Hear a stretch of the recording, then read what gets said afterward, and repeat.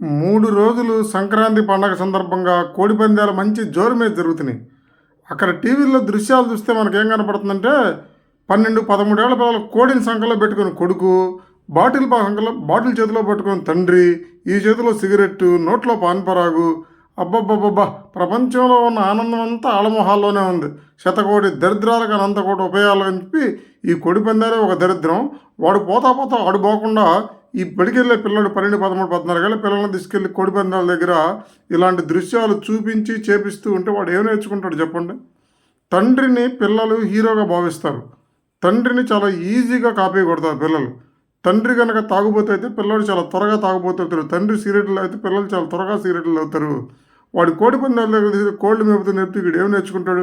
వచ్చే సంవత్సరం పందెం కొట్టాలరా, 10 కోళ్ళని పెంచాలన్న అనే థాట్స్ వాళ్ళలో ఫామ్ అవుతాయి.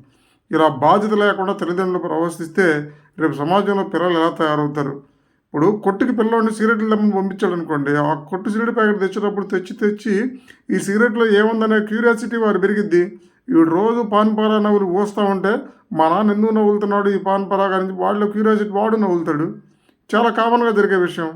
కాబట్టి తల్లిదండ్రులు మీరు ఎట్టగొట్ట చస్తే చచ్చారు కానీ పిల్లలకి చాటుగా చేయండి. పిల్లలు మిమ్మల్ని చూసి కాపీ కొడతారు. బిడ్డలను కంటం కాదు, వాళ్ళని బాధ్యతగా పెంచాల్సిన బాధ్యత ఉంది. వాళ్ళని బాధ్యత కలిగిన పౌరులుగా పెంచాల్సిన బాధ్యత మన మీద ఉంది. తండ్రి బాధ్యతగా ఉండాలి. తండ్రిని కాపీ కొడతారు పిల్లలు. తండ్రులు జాగ్రత్తగా ఉండండి. మీ అలవాట్లు ఉండి పిల్లల ముందు దయచేసి చూపించొద్దు. వాళ్ళని ఎంకరేజ్ చేయొద్దు.